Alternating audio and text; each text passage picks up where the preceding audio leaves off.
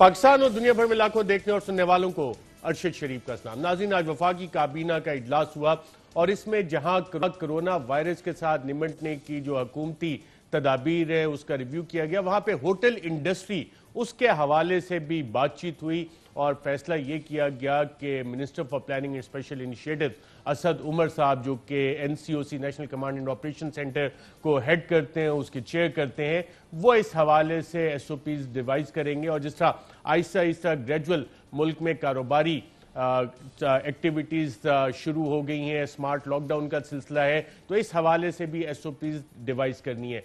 ईद का मामला आ रहा है, बड़ी ईद पे किस तरह से काम आगे चलेगा, फिर मुहर्रम का इवेंट आ रहा है आगे, मुहर्रम में किस तरह से चीज़ें आगे चलनी है, कोरोना के एसओपीज इस हवाले से क्या होंगे, ये अहम चीज़ें हैं जो आज के प्रोग्राम में हम जानने की कोशिश करेंगे। साथ साथ नाज़रीन, कराची इलेक्ट्रिक के मामला वो भी उसकी गूंज वफाकी काबीना में सुनाई दी। हुकूमती इत्तेहादियों ने इस हवाले से एक पार्लिमान के बाहर मुजाहरा भी किया। इसका मसला क्या है? पाकिस्तान पीपल्स पार्टी के चेयरपर्सन बिलावल भुट्टो जरदारी कहते हैं कि अबराज ग्रुप जो है वो एटीएम है प्राइम मिनिस्टर इमरान खान के हवाले से पीटीआई का। क्या इसमें कोई हकीकत है? इस हवाले से भी वफाकी काबीना में बातचीत हुई और क्या फैसला हुआ है? इन मौज़ूआत पे बात करने के लिए हमारे साथ मौजूद हैं असद उमर साहब, वफाकी वजीर बराए मनसूबाबंदी और खसूसी इक़दामात। बहुत शुक्रिया मिनिस्टर साहब प्रोग्राम में शिरकत करने का। बात ज़रा के इलेक्ट्रिक से शुरू कर लेते हैं, क्योंकि आज आपके एक इत्तेहादी पार्लिमान के बाहर मुजाहरा भी कर रहे थे और आपने सिचुएशन डिफ्यूज़ भी की, उनके जो तहफ़्फ़ुज़ात हैं उन्हें एड्रेस करने की कोशिश भी की। वफाकी काबीना में भी आज ये मामला डिस्कस हुआ और क्या फैसला हुआ इस हवाले से? जी बिल्कुल, इसके ऊपर वो सिर्फ हमारे इत्तेहादी नहीं, आपको जैसे शायद पता होगा कि हमारी अपनी तहरीक इंसाफ के जो सिंध के अंदर, सिंध असेंबली के अंदर जो मेंबरान है वो और हमारे जो एमएनएज हैं कराची के, उन्होंने भी एक धरना किया हुआ था कराची में के इलेक्ट्रिक के दफ्तर के सामने। तो वो भी सैटरडे को वहां पर मैं गया था और उसके बाद उन्होंने धरना खत्म किया था। और वजह बड़ी सादा सी है, कराची के अवाम जो है वो मुश्किल के अंदर है। इस सख्त गर्मी के अंदर वहां पर बिजली की कमी देखने में आ रही है, जो अगर सही मनसूबा साजी की जाती तो उसकी कोई वजह नहीं थी कि आज ये हालात देखने के वाक़े।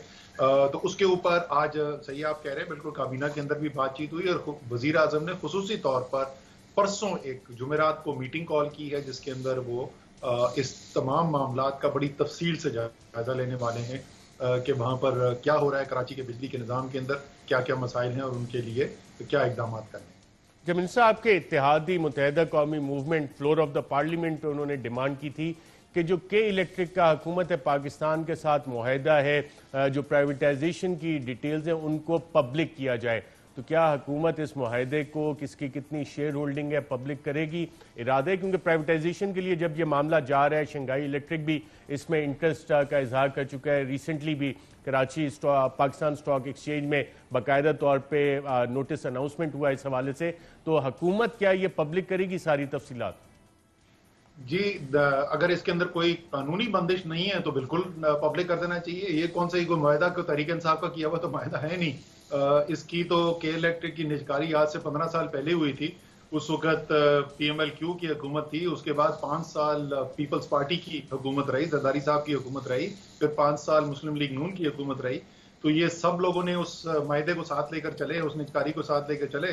तो तहरीक इंसाफ को तो किया भी नहीं जिसकी वजह से हम किसी वजह से डिफेंसिव पे हो या हमारे पास कुछ छुपाने की चीज हो। तो बिल्कुल, अगर जैसे मैंने कहा, मैं चेक कर लूंगा, अगर कानूनी बंदिश कोई नहीं है तो बिल्कुल पब्लिक कर देना चाहिए। राइट। मिनिस्टर साहब, कराची इलेक्ट्रिक के कुछ आउटस्टैंडिंग अमाउंट्स भी हैं, सुई सर्जन गैस के हवाले से भी हैं, जो उनको एक्स्ट्रा इलेक्ट्रिसिटी दी जाती है, हुकूमत की तरफ से सब्सिडी इस हवाले से दी जाती है। ये वाले तमाम मामलात भी ज़ेर बहस आए हैं या कि अब 2 दिन बाद जो जिस इजलास का आप कह रहे हैं उसमें ये तमाम चीज़ें देखी जाएंगी? क्योंकि जो ऑडिटर जनरल ऑफ पाकिस्तान की रिपोर्ट है उसके मुताबिक तो तकरीबन 140 अरब रुपया आउटस्टैंडिंग है सुई सर्जन गैस के साथ। बगैर मुआहदे के गैस काफ़ी अर्सा सप्लाई की गई है, which also runs into billions. और यही चीज़ फेडरल इन्वेस्टिगेशन एजेंसी ने भी पॉइंट आउट की, जिसकी एक अदद रिपोर्ट पाकिस्तान पीपल्स पार्टी के चेयरपर्सन ने अपनी प्रेस कॉन्फ्रेंस में भी दिखाई। अच्छा, वो तो जाहिर है उन्होंने वो रिपोर्ट पढ़ी नहीं थी। अगर रिपोर्ट पढ़ लेते तो वो शायद उसकी बात ना करते, क्योंकि उसके अंदर तो इल्जामात उस रिपोर्ट के अंदर जो है वो तमाम तर इल्जामात जो है वो पिछली हुकूमतों के ऊपर ही है। वो रिपोर्ट उन्होंने शायद पढ़े बगैर जो है वो प्रेस कॉन्फ्रेंस में उसका जिक्र कर दिया। फैसल वाउड उसका जो है तफसीली जवाब भी दे चुके। लेकिन जहां तक पैसों का ताल्लुक है, जो आप पहले जिक्र अभी कर रहे थे, आपने कहा कि शंघाई इलेक्ट्रिक से साथ निजकारी की भी बात हो रही है। उसकी वजह ताखीर होने की एक बुनियादी वजह जो है वो है यही कि हुकूमत पाकिस्तान के दावे हैं और उनका हमारे ख्याल में के इलेक्ट्रिक ने पैसा बहुत सारा देना है हुकूमत का और मुख्तलिफ मत के अंदर, और के इलेक्ट्रिक का दावा है कि हुकूमत ने बहुत सारी चीज़ों के अंदर पैसा देना है हमारे ख्याल में। और वो ये यहाँ तक तो बात सही है कि वो कुछ ना कुछ मत के अंदर पैसा देना है। हमारे ख्याल में ज़्यादा पैसा जो है वो के इलेक्ट्रिक ने देना है हुकूमत का। के इलेक्ट्रिक का ये है मुद्दा ये है कि वो ज़्यादा पैसा हुकूमत की तरफ निकलता है। तो वो फाइनेंशियल जो क्लेम्स हैं एक दूसरे के ऊपर, वो एक बुनियादी वजह है जिसकी वजह से निजकारी की ट्रांजैक्शन अभी तक आगे नहीं हो सकी है। अच्छा, इस हवाले से कोई ये जो आउटस्टैंडिंग अमाउंट्स हैं जो हुकूमत की तरफ, आपने कहा कि आपकी जो असेसमेंट्स है हुकूमत की, उसके मुताबिक हुकूमत की तरफ भी उनके आउटस्टैंडिंग ड्यूज है वो कि माफ़ करने का इरादा तो नहीं है? क्योंकि आरिफ नकवी साहब के हवाले से जो लिंकेजेस हैं, और आपने बिल्कुल सही कहा माजी की हुकूमतों के साथ भी, और आपकी हुकूमत जब बनी तो आरिफ नकवी साहब आपकी भी कुछ मीटिंग में बैठे हुए नज़र तो आए थे। जी बिल्कुल, आरिफ नकवी साहब आते थे मीटिंग्स के अंदर, लेकिन जैसे मैंने कहा ना, बिलावल ने शायद रिपोर्ट नहीं पढ़ी हुई थी, उनको ये नहीं पता है कि वो जो गैस है के इलेक्ट्रिक को, वो 5 साल उनकी हुकूमत के अंदर अल्हम्दुलिल्लाह जारी रही। और के इलेक्ट्रिक की जो यूनिट है बिन कासिम वाले, ये अरशद ओरिजिनली जो है वो फर्नेस ऑयल के ऊपर चलते थे। फिर क्योंकि वो फर्नेस ऑयल महंगा था और गैस जो है वो उस पर सस्ती बिजली बनती है, तो इनकी कन्वर्जन की गई थी गैस के ऊपर। और ये निजकारी से पहले की बात है, ये तकरीबन 20 साल पहले की बात है कि उनको यूनिट्स को गैस पे कन्वर्ट कर दिया गया था। और अनलेस गैस की शॉर्टेज हो, वो यूनिट्स गैस के ऊपर ही चलते हैं। और ये 20 साल से मामला हो रहा है, लेकिन उन्होंने कहानी ऐसे सुनाने की कोशिश की जैसे कोई इमरान खान ने आगे कोई बहुत बड़ा उन्होंने कोई एक फेवर दे दिया है। अच्छा मिनिस्टर साहब, काबीना में आज होटल इंडस्ट्री के हवाले से भी कुछ कंसर्न्स हुए, और कुछ वुज़रा खास तौर पे शेख रशीद साहब का जिक्र नेक आ रहा है कि उन्होंने आर्गू किया कि जी होटल इंडस्ट्री जो है उसके साथ भी कुछ मेहरबानी की जाए और खोला जाए, इतने लोगों का रोज़गार उनके साथ भी मुंसलिक है। आप इस हवाले से काबीना में आपने कोई एश्योरेंस दी कि इस मामले को आप किस तरह से देखेंगे? नहीं, जैसे वो प्राइम मिनिस्टर साहब ने भी ये कहा, हिदायत दी है कि इस मामले को देखा जाए।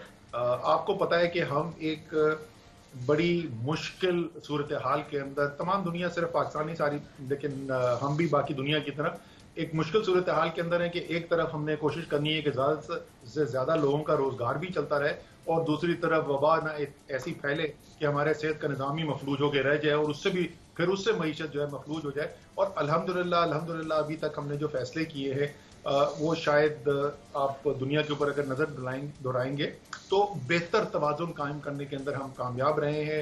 रोज़गार भी ज़्यादा लोगों को बेहतर मिलता रहा है। मैं सिर्फ भारत के साथ मुवाजना अगर कर लूँ तो भारत में जो कोरोना की वजह से मईशत में GDP ग्रोथ का फ़र्क है तकरीबन 6.5% का आया है। पाकिस्तान में तकरीबन ये 2-2.25% का सिर्फ फ़र्क आया है, यानी 1/3 हमारा नुकसान हुआ है। और उसकी वजह यह है कि वज़ीर आज़म ने जल्द फैसले किए और मईशत को खोलने के फैसले भी किए, साथ साथ एक ऐसा निज़ाम भी लेके आए जिससे वबा के फैलाव को भी कंट्रोल किया जा सके। और यही वजह है कि पिछले 2-3 हफ्ते से हम देख रहे हैं कि आहिस्ता आहिस्ता बेहतरी आ रही है और वबा के फैलाव में कमी भी आ रही है। अस्पताल के निज़ाम के ऊपर जो बोझ है वो भी कम होता जा रहा है। और इसकी बनिस्बत अगर आप भारत देखें, जिसने बड़ा सख्त लॉकडाउन किया और 1 जून तक तकरीबन तमाम मुल्क बंद करके रखा, और मईशत का जो नुकसान हुआ उसकी वजह से वो मैंने आपको बताया 6.5% के करीब। और आज सूरत हाल ये है कि वहाँ एक दिन में 25-25 हज़ार से ज़्यादा केस हो रहे हैं और 500-550 अमवात हो रही हैं रोज़ाना, यानी पाकिस्तान से तकरीबन 8 से 10 गुना ज़्यादा अमवात भी हो रही हैं। तो इस बैलेंस को लेकर चलना है, हम ज़रूर देख लेंगे इसको, तमाम सूबों के सामने भी रखेंगे। जैसे आपको पता है NCOC में तमाम सूबे शामिल होते हैं, रोज़ाना जो मीटिंग होती है और वहाँ पे मुशावरत के साथ कोई हम इसकी फिर तजवीज़ बनाते हैं। राइट मिनिस्टर साहब, आपने इंडिया के साथ कंपैरिजन बताया और कहा कि जो स्ट्रेटजी वज़ीर आज़म ने परसू की, जिसको कि आप ओवरसी करते हैं, चेयर करते हैं NCOC के फोरम पे बैठ के, उसने बड़ा इफेक्टिवली डिलीवर किया। NCOC में बैठ के आपने ये सारे आइडियाज़ डिवाइस किए और वो प्राइम मिनिस्टर के हिदायत के मुताबिक ये फैसले हुए, या NCOC जो इंफॉर्मेशन जनरेट कर रहा था उसकी बेसिस पे वजीर आजम ने फैसले किए? ये सिस्टम किस तरह से ऑपरेट हुआ और कौन सी मिसालें थी जिसको लेके आप स्मार्ट लॉकडाउन की तरफ आगे चले?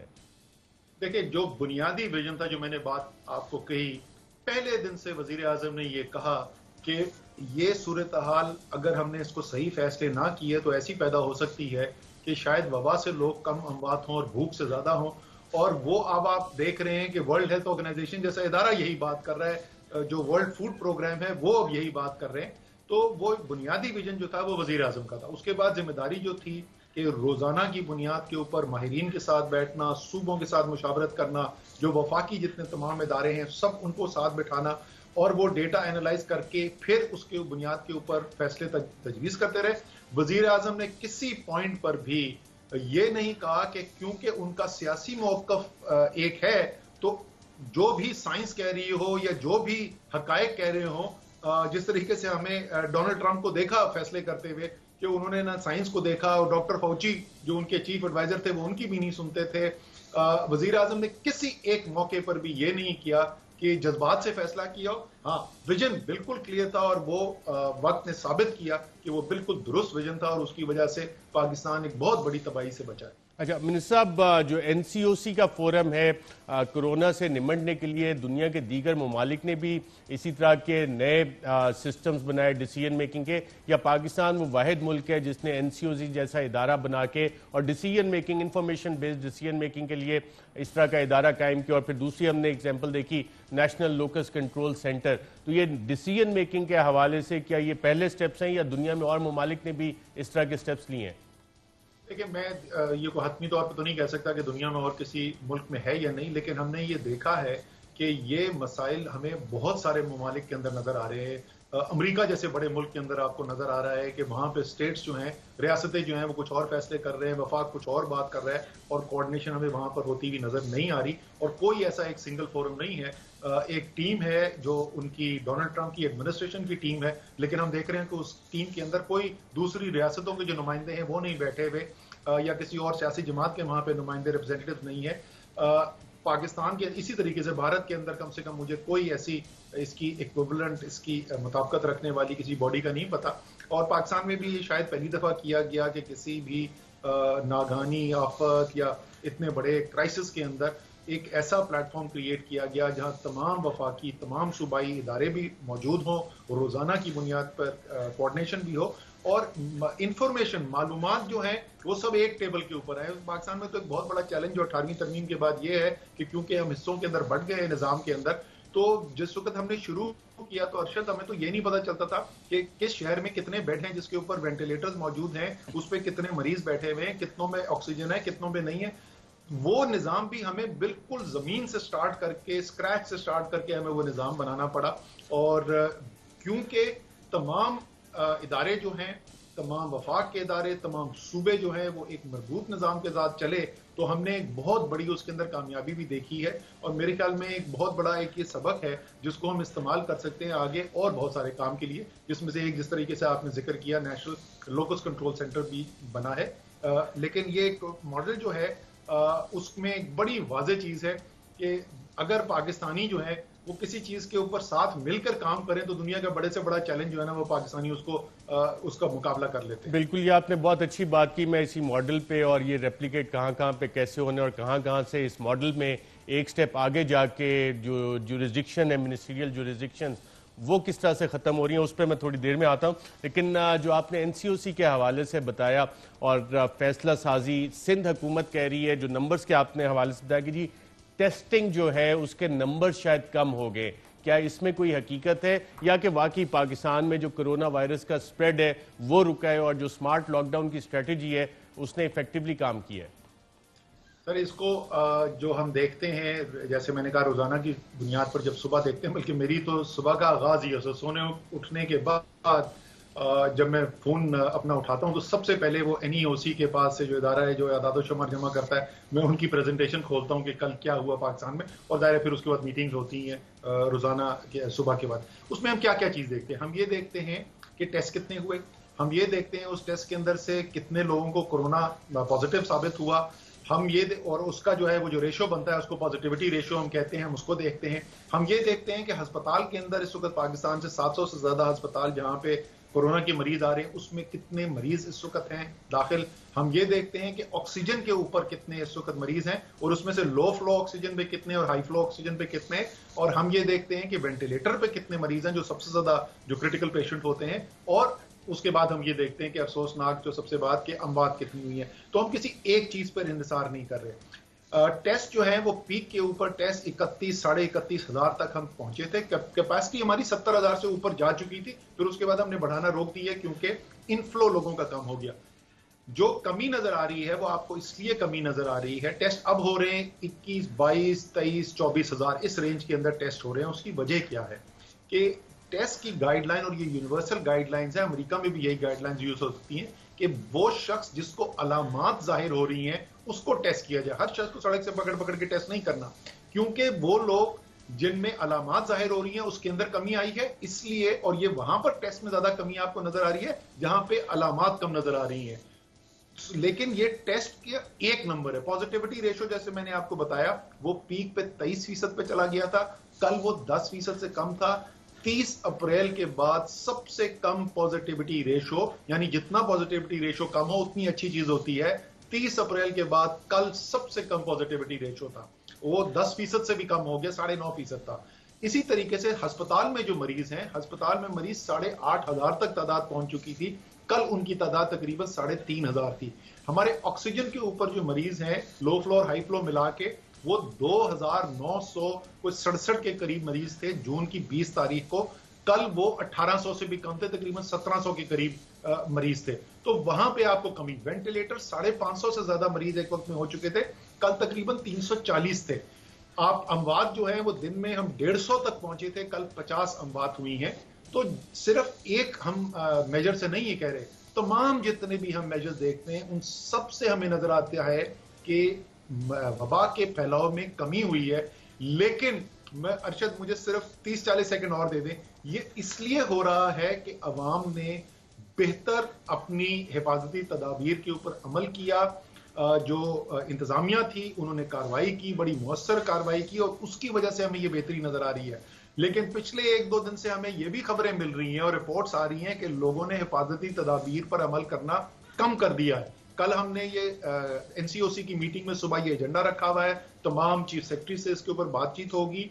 और दूसरी चीज जो हमारे पास खबर आनी शुरू हो गई है कि जो मंडियां लगी हैं तो उसमें एसओपी को जो फॉलो करना था वो नहीं फॉलो किया जा रहा है। अगर हमने फौरी इकदामात देकर इसमें बेहतरी ना की तो ये जो वबा का फैलाव आपको कम होता हुआ नजर आया है, ये तमाम दुनिया के बाकी ममालिक का तजुर्बा ये भी है कि अगर आप एहतियाती करें तो फिर वो तेजी से बढ़ भी जाता है। तो पाकिस्तान के अवाम से अपील है कि अपने लिए, अपने प्यारों के लिए, अपनी रोजगार के लिए, खुदा का वास्ता जो डॉक्टर्स ने हिफाजती तदाबीर जो आपको बताई नहीं है, मास्क पहने, जब दूसरे लोगों के पास जाएं, फासला रखें, हाथ अपने धोएं बाकायदा तरीके से। इनके ऊपर बड़ी सादा सादा सी चीजें हैं लेकिन इनसे फायदा जो है वो बेतहाशा है। ईद के हवाले से जो एसओपीज है उस पर अमल दरामद किस तरह से करवाया जाएगा, और क्या इस हवाले से जो गाइडलाइंस हैं डिस्ट्रिक्ट एडमिनिस्ट्रेशन को मुख्तलिफ शहरों में इशू कर दी आपने? जी बिल्कुल, इनफैक्ट आज जो है, आज सुबह हमने रिव्यू किया था, और जैसे मैंने आपको कहा कि मंडियों की जो हमें रिपोर्ट्स आ रही थी, क्योंकि हमने सब जगह पे ये कहा था कि हमें सिर्फ जो लोकल एडमिनिस्ट्रेशन है उसकी रिपोर्ट के ऊपर इंतजार नहीं करना, और एनसीओसी ने अलग से एक इंडिपेंडेंट निज़ाम के जरिए भी मॉनिटरिंग करनी है। तो वो हमारे पास रिपोर्ट्स आई हैं कि जो अभी मंडियां लगी हैं उसमें एसओपीज के ऊपर अमल दरामद नहीं हो रहा, तो फौरी तौर पर आगाह किया गया है चीफ सेक्रेटरीज को, और कल की मीटिंग के अंदर उसके ऊपर भी बात है। और जो मजमूई तौर पे जो एसओपीज हैं, मास्क लोग कम पहन रहे हैं, फासला कम रख रहे हैं, भीड़ ज्यादा होनी शुरू हो गई है, उसके ऊपर भी कल बातचीत है, और क्या इंतजामी कार्रवाई की जरूरत होगी कल वो फिर फैसले किए जाएंगे। मिनिस्टर साहब, इस हवाले से जो प्राइवेट हॉस्पिटल्स हैं, इस हवाले से भी एनसीओसी में कुछ फैसले हुए? क्योंकि कई दफ़ा ये आप तक भी कंप्लेंट्स आई होंगी कि प्राइवेट हॉस्पिटल्स बहुत ज़्यादा चार्ज कर रहे हैं, और ख़ास तौर पे कोरोना पेशेंट जो हैं, एक हमारे दोस्त हैं मीडिया इंडस्ट्री में, उसामा शम्स साहब, उनके वालिद का इंतकाल हुआ, तो वो बता रहे थे कि 12 दिन का 27 लाख चार्ज किया। पीपीज का पर पेशेंट 35,000 ये प्राइवेट अस्पताल चार्ज कर रहे हैं। कोई एक आधी गोली वो कहते हैं जी बहुत ज़रूरी है, वो 70,000 की एक गोली मल्टी वाइटामिन की। इस तरह के ये कोई मैकेनिज्म है, एसओपीज हैं कि या एक तरफ ये आप इतना अच्छा सारा काम करें लेकिन जो प्राइवेट हेल्थ सेक्टर है उस पर जो मुनाफाखोरी हो रही है उस पर चेक किस तरह से किया जाए? किसकी रिस्पॉन्सिबिलिटी आएगा? लोकल डिस्ट्रिक्ट एडमिनिस्ट्रेशन किस कानून के तहत एक्ट कर सकते हैं? सर इसके ऊपर जो वफाक के अंदर था तो वो तो हेल्थ मिनिस्ट्री, हमारी जो वफाकी हेल्थ मिनिस्ट्री है, उन्होंने इसके ऊपर ऑर्डर्स भी इशू किए थे और उसके बाद इम्प्लीमेंटेशन भी करवाने की कोशिश की गई है। सूबों के अंदर पब्लिक हेल्थ कमीशन है, तमाम सूबों के अपने अपने पब्लिक हेल्थ कमीशन है और एनसीओसी की तरफ से उनको खत लिखा गया था और उनसे कहा गया था, उनके पास ये इख्तियारात मौजूद हैं कि जो अवाम से आपने पैसा लेना है वो एक किसी उसूल, कायदे, ज़वाबित के मुताबिक हो। ये नहीं कि इस वक्त जो है लोग क्योंकि तकलीफ में है और ये यकीनन हुआ है, इसमें कोई शक नहीं है। और ये इतनी बदकिस्मती की बात है, हम इतना अपने अच्छे मुसलमान होने का दावा भी करते हैं, अल्लाह रसूल का नाम भी लेते हैं और हम में से कई लोग जो हैं वो सिर्फ अस्पताल के निज़ाम के अंदर नहीं, अरशद, जो सैनिटाइजर बेच रहे थे, जो मास्क बेच रहे थे और जो जरूरत की चीजें हैं जिनकी मांग बढ़ी, ऑक्सीजन के सिलेंडर, वो सब की लोगों ने खीरानदोजी शुरू की और पैसा बनाना शुरू किया। इंतहाई अफसोसनाक बात है। इंतजामी इकदाम जो है वो सूबों की जिम्मेदारी है और उन्होंने कुछ ने ये इकदाम लिए भी हैं। अच्छा मिनिस्टर, आपने कहा कि ये बहुत अच्छे डिसीजन मेकिंग के फोरम्स हैं, एनसीओसी हो गया, एनएलसी है, नेशनल लोकस कंट्रोल सेंटर हो गया, लेकिन ये वो मॉडल है जो कि शायद पहले से काम कर भी रहा था सीपेक के हवाले से, जिसमें बतौर मिनिस्टर फॉर प्लानिंग आप जो जॉइंट कोऑपरेशन कमेटी है उसको हेड करते हैं। सीपेक अथॉरिटी हमने बनाई, वो उसका हिस्सा था, मिनिस्टर फॉर प्लानिंग चेयर किया करते थे उसको। अब कोई एक ड्राफ्ट लॉ इस हवाले से बना है, सीपेक अथॉरिटी बिल 2020 में बहुत अच्छे रिपोर्टर हैं शहबाज राना, उनकी रिपोर्ट देख रहा था और उसमें तो पता लग रहा है कि जो प्लानिंग मिनिस्टर है उसकी पावर्स से बिल्कुल कर्टेल की जा रही हैं और सीपेक अथॉरिटी उसको ऐसी कवानीन और पावर्स दी जा रही है कि पब्लिक ऑफिस होल्डर्स यानी कि किसी भी पार्लियामेंटेरियन को जो इलेक्टेड नुमाइंदे हैं उनको आप केसेस उनके खिलाफ कर सके। ऐसा कोई बिल अंडर कंसिडरेशन है आपके? नहीं, अभी तो कोई बिल की स्टेज पे भी नहीं पहुंचा है। हाँ, तरमीम में, और वो तरमीम कहाँ से आ रही है? वो तरमीम इस बात बुनियाद पर आ रही है कि सीपेक अथॉरिटी बनी, उसको बने हुए तकरीबन 6 माह से जरा ज्यादा का अरसा हो चुका है, तो उस 6 माह के अंदर जो तजुर्बा हासिल हुआ है उसकी बुनियाद के ऊपर लोगों ने कुछ तजावीज दी हैं। हो सकता है उसमें से कुछ तजावीज के ऊपर अमल दरामद हो और हो सकता है कि उसके अंदर से कुछ तरामीम ऐसी हो जो अच्छी तरामीम ना हो और उनको मुस्तरद कर दिया जाएगा। तो अभी तो वो बातचीत की स्टेज के ऊपर है। हाँ, जो एक बड़ी तब्दीली हम करने के लिए जा रहे हैं वो मिनिस्टर ऑफ प्लानिंग का रोल कम करने वाली बात नहीं कर रहे। हम ये कह रहे हैं कि सीपेक के जो मामलात हैं वो तमाम वफाकी मिनिस्ट्रीज के ऊपर भी उनकी इन्वॉल्वमेंट भी होती है या कई मिनिस्ट्रीज की इन्वॉल्वमेंट भी होती है और सूबों के साथ भी इंटरेक्ट करना होता है। तो इसलिए हम तो चाहते हैं कि इसको और मौसर बनाने के लिए उसकी सुपरविजन बराह रास्त वजीर आजम करें। सो आइडिया ये है कि उसको हमने ज्यादा फाल बनाना है और वो सीपेक जिसको अपोजिशन का दावा ये था कि हमने उसको सीपेक को पत्नी बंद कर दिया या क्या कर दिया, वो आप देख रहे हैं कि एक के बाद दूसरे के बाद तीसरे बड़े बड़े मंसूबे भी नए लॉन्च हो रहे हैं। अभी आपने 2 हाइड्रोइलेक्ट्रिक के बड़े मंसूबे देखे, 2500 मेगावाट के $4 बिलियन से ज्यादा के इन्वेस्टमेंट के मंसूबे भी शुरू हुए। ML1 इंशाल्लाह ताला अगली एक्नेक के अंदर ML1 की अप्रूवल हो जाएगी। पाकिस्तान की तारीख का सबसे बड़ा रेलवेज का मंसूबा सीपेक के अंदर लगने जा रहा है।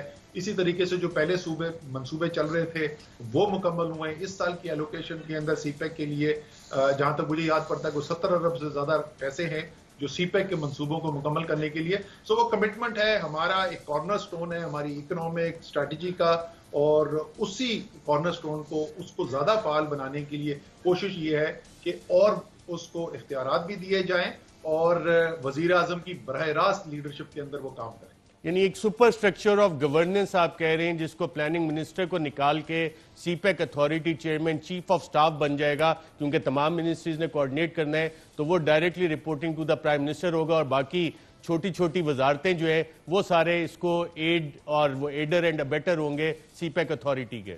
ये आपकी तशरीह है। नहीं, for their acts of omission and commission, all the ministers to act as aiders and abettors, and the CPEC authority chairman, who will be all powerful, acting as chief of staff to the prime minister, can hold all the public office holders accountable. Is that part of that draft bill? अब जो है ना, अब मैं सिर्फ आपसे ये कहूंगा कि ऐसा करें कि आप और शहबाज राना दोनों जरा इंतजार कर लें वो देखेंगे फाइनल शक्ल निकल के क्या आती है, फिर उसके बाद इस पे बहस बिल्कुल करेंगे। ठीक है, बिल्कुल ठीक है, आपने बहुत अच्छा इसका जवाब दिया। बट डेफिनेटली शहबाज राना की सोई थी, मैंने कहा आपसे यू डायरेक्टली आपकी मिनिस्टर से रिलेटेड था, ये भी पूछ लो। इसको सियासत की मिनिस्टर साहब आपसे जानना चाह रहा हूँ, अपोजिशन काफ़ी इत्तेहाद बनाने की दोबारा से कोशिश कर रही है। मौलाना फजलुर रहमान साहब बात कर रहे हैं APCs की हुकूमत को घर भेजने की। हुकूमत को अपोजिशन से खतरा है या अपने ही इंटरनल डिफरेंसेस की वजह से ज्यादा खतरा है? सर, हुकूमत को ना इत्तेहाद बैनुल मुजरिमीन से कोई खतरा है, ना अंदरूनी कोई खतरा है। हुकूमत का इस वक्त जो 100% तवज्जो है, वो तवज्जो इसके ऊपर है कि किस तरीके से इस इंतहाई मुश्किल हालात में, जो सिर्फ पाकिस्तान के लिए मुश्किल नहीं है, जो तमाम दुनिया के लिए मुश्किल हालात हैं, पिछले एक सदी के अंदर इतनी मुश्किल दुनिया ने नहीं देखी, जो एक ड्यूअल इम्पैक्ट है, क्योंकि कभी कोई बीमारी आ जाती है या कोई इकोनॉमिक मसला आ जाता है। ये एक सेंचुरी सदी के बाद ये हो रहा है कि दोनों चीज़ें एक साथ जो है, इतना कारी हमला है। और शायद इसलिए कि पाकिस्तान ने अभी तक इसमें जिस तरीके से नेविगेट किया है, उसमें अल्लाह ताला ने बहुत करम किया है और हमारे पास वो असरात मुरतब नहीं हुए जो हमने बहुत सारे और दुनिया के ममालिक में देखे हैं। तो शायद हम उसको इतना सीरियस नहीं ले रहे, इतनी संजीदगी से नहीं ले रहे, लेकिन इन हालात के अंदर कि मईशत भी चलती रहे, रोजगार भी लोगों को मिलता रहे, बल्कि उसके अंदर और तेजी लाई जाए और सेहत की भी हिफाजत की जाए लोगों की, तो हुकूमत का तो इस वक्त 100% मरकज यही है। बाकी ये जितनी APC और कॉन्फ्रेंसेज और ये जितना करना चाहते हैं, वो उनका हक है, उनका सियासी हक है, जरूर करें। और बिलावल भुट्टो जरदारी साहब भी कह रहे हैं कि जी अगर आपने उनकी कुछ बातें ना मानी और tinkering with the constitution, specially 18th amendment या NFC अवार्ड के साथ कोशिश की, तो वो इस्लामाबाद पे मार्च करेंगे और आप लोगों को घर भेज देंगे। तो 18th अमेंडमेंट और NFC अवार्ड जो कंसर्न्स हैं उसको आप एड्रेस करेंगे या कि अपोजिशन जो भी कह रही है कहते रहे आपने जो करना है आप कर गुजरेंगे? उन्होंने, अगर आपको बिलावल की पिछले साल की तकारीर याद हो, जिस वक्त उन्होंने यहाँ पर लाकर मौलाना फजलुर रहमान को इस्लामाबाद में तना छोड़ दिया और मौलाना फजलुर रहमान उनकी तरफ देख के पूछ रहे थे कि सानू नहर वाले पुल पे बुला के सोना माइक कितने रह गया, तो उन्होंने ये पहले पिछले साल भी तकरीरें की थी। फिर जब उनसे पूछा गया तो उन्होंने कहा कि जब दिसंबर 25 आएगी तो उस वक्त हम ये फैसला करेंगे कि अगर 23 मार्च तक मौसम का हाल बेहतर नहीं हुआ तो फिर हम 14 अगस्त को ये सोचेंगे कि हमने आगे क्या करना है। वो पहले भी बड़ी ऐसी तकरीरें करते रहे। अगर उनके पास अवाम उनके साथ खड़ी होती तो उनको ये सब कुछ, इतने लोग यहाँ जमा करने की कोशिश करने की जरूरत ही ना पड़ती, उनको वोट पड़ा होता, वो इक़्तिदार में होते। बट फिलहाल वो अपोजिशन के पॉलिटिशियन है, तो स्टेटमेंट देना और दबंग स्टेटमेंट देना उनका हक है। Right. Minister for planning and special initiative Asad Umar साहब, बहुत शुक्रिया प्रो शिरकत का। नाज़रीन, यहाँ पे एक वक्फा लेंगे, वक्फे के बाद दोबारा आपकी खिदमत में हाजिर होते हैं। वेलकम बैक नाज़रीन। प्रोग्राम के सेगमेंट में हमारे साथ मौजूद हैं पाकिस्तान मुस्लिम लीग नवाज के MNA, साबिक वफाकी वजीर बराए दिफा और कॉमर्स खुर्रम दस्तगीर साहब, बहुत शुक्रिया प्रोग्राम में शिरकत का। हुकूमत तो इतने अच्छा माशी तौर पे काम कर रही है, कह रहे हैं रिकॉर्ड रेमिटेंसेज आए, और आप कह रहे हैं कि कर्जे ज़्यादा ले रहे हैं, हुकूमत कहती है हम आपके कर्जे वापस कर रहे हैं। तो क्या गोरख धंधा है अदाद व शुमार का? जी, गोरख धंधा ये है कि इस हुकूमत ने कौम को बेवकूफ़ बनाया और गुमराह किया कि देखें जी, ये मुस्लिम लीग नून और पीपल्स पार्टी ने 30,000 अरब के कर्जे ले लिए। पहली बात यह कि आपके तवज्जो से साहब मेरी इस्तदा होगी, ये 30,000 का नंबर इमरान खान साहब ने गलत बोला है और कौम के साथ झूठ है ये। देखिए, हमने कर्जे काउंट करने हैं जो सरकार पाकिस्तान ने कर्जे लिए ना, जिसकी वो जिम्मेदार है, तो वो कर्जे 30,000 नहीं है, वो 24,000 है, और 24,000 थे जब मुस्लिम लीग नून ने हुकूमत छोड़ी। आज कौमी असम्बली में मैंने, क्योंकि स्टेट बैंक ने कल 31 मई 2020 तक के नंबर पब्लिश किए, और मैंने ये पॉइंट आउट किया कि ये हुकूमत जो है, ये हमने मुस्लिम लीग नून ने 5 सालों में 10,600 के अरब के कर्जे लिए।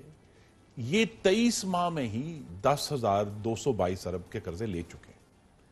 और मेरा सवाल इनसे ये था कि हमारे पास तो दिखाने के लिए अदालत कर्जे प्रोजेक्ट्स हैं, हमने उस पैसे से ज़रब अज़ब भी लड़ी, रद्दुल फ़साद लड़ी, आर्म फोर्सेस डेवलपमेंट प्लान किया, हमने 12,000 मेगावाट बिजली बनाई, हमने ट्रांसमिशन लाइन्स बनाई, लवारी टनल, किच्ची कनाल, K3 K4 के न्यूक्लियर प्लांट्स कराची में, बहुत सारे पावर प्लांट।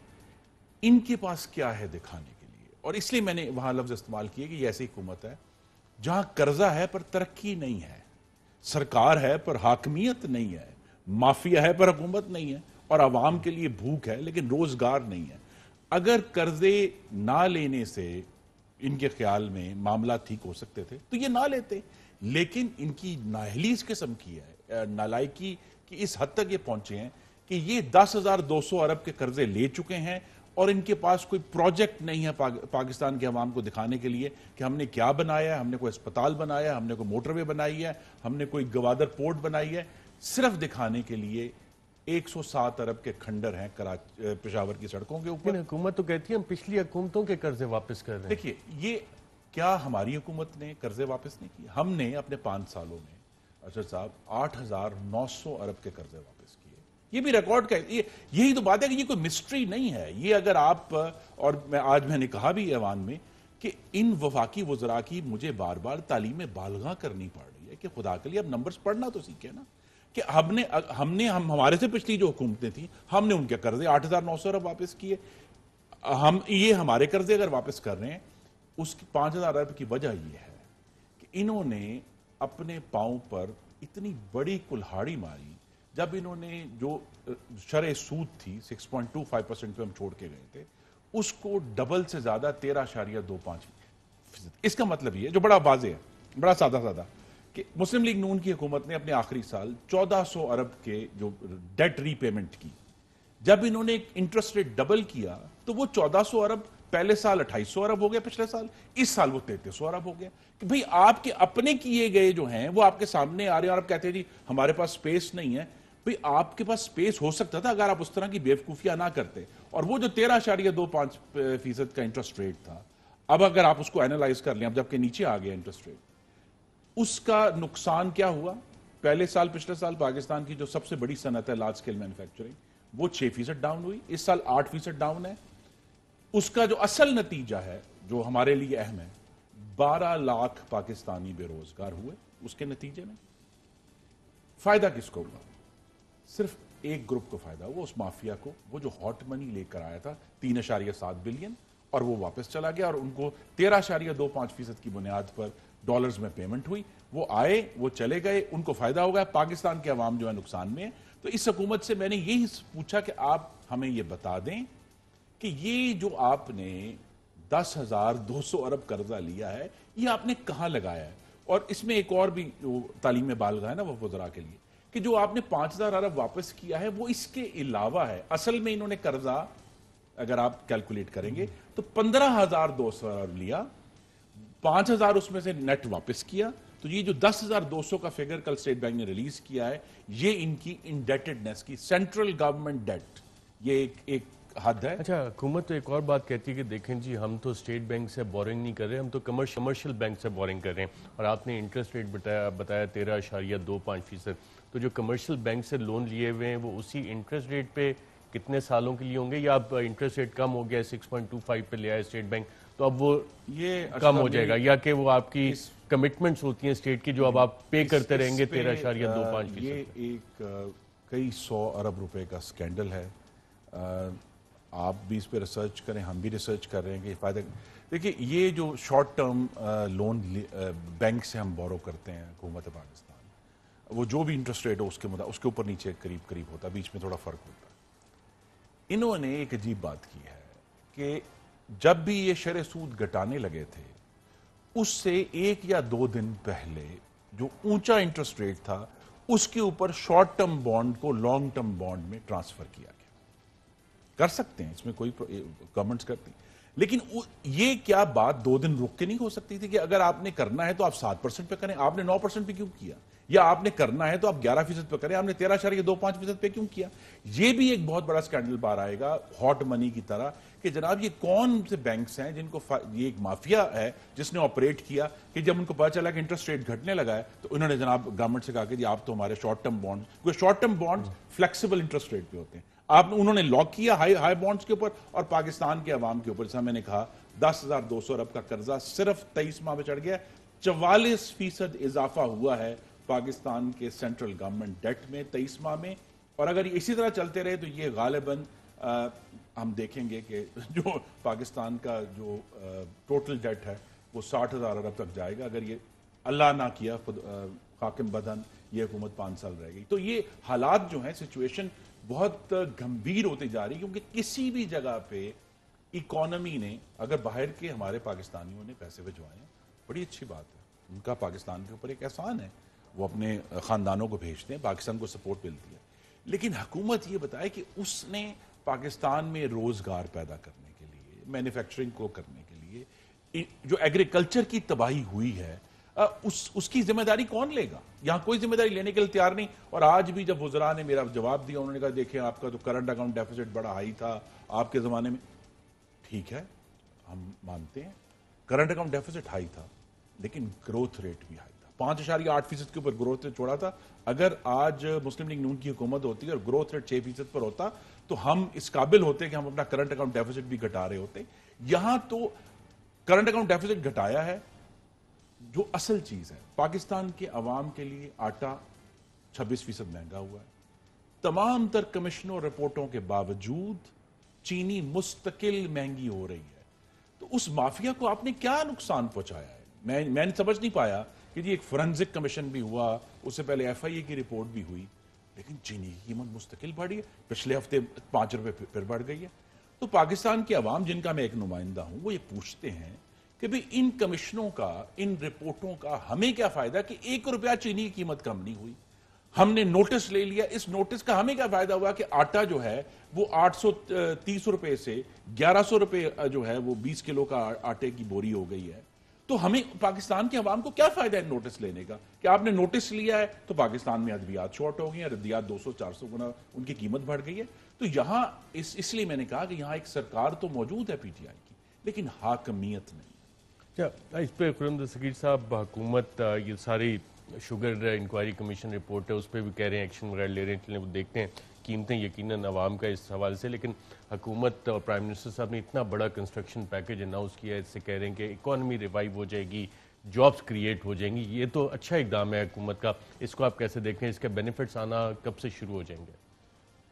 जी, पहले तो ये है कि इमरान खान साहब जो मज़हब तब्दील हुआ है एमनेस्टी स्कीम के बारे में, वो कहते थे ये तो डाकुओं को फ़ायदा पहुंचाने के लिए एमनेस्टी स्कीम। और अब पाकिस्तान की सबसे, मैं कहूँगा, वसीउल कल्ब एमनेस्टी स्कीम, यानी 0% टैक्स। अब से पहले की जो स्कीमें थी, कोई 5% पे थी, कोई 3% पे थी, कुछ ना कुछ टैक्स हुकूमत पाकिस्तान को आता था। ये पहली स्कीम है एमनेस्टी स्कीम जिसके अंदर 0 टैक्स है, और आप अपना जितना मर्जी काला धन जो है वो कंस्ट्रक्शन में डाल के तो उसको सफेद कर लें। अल्लाह करे। मैं तो देखें, इस मामले में जहां पाकिस्तानियों के रोजगार का सवाल है, मेहनत कशों को जो है जॉब्स मिलने का सवाल है, हम ये दुआ करेंगे कि उनको मिले। लेकिन इस हुकूमत की, देखिए, इस सिचुएशन में जब इन्वेस्टर कॉन्फिडेंस लूज हो चुका है, आप जितनी मर्जी एमनेस्टी अनाउंस कर दें, इस हुकूमत का जो रिकॉर्ड बन गया है, इनके होते हुए इन्वेस्टमेंट नहीं होगी।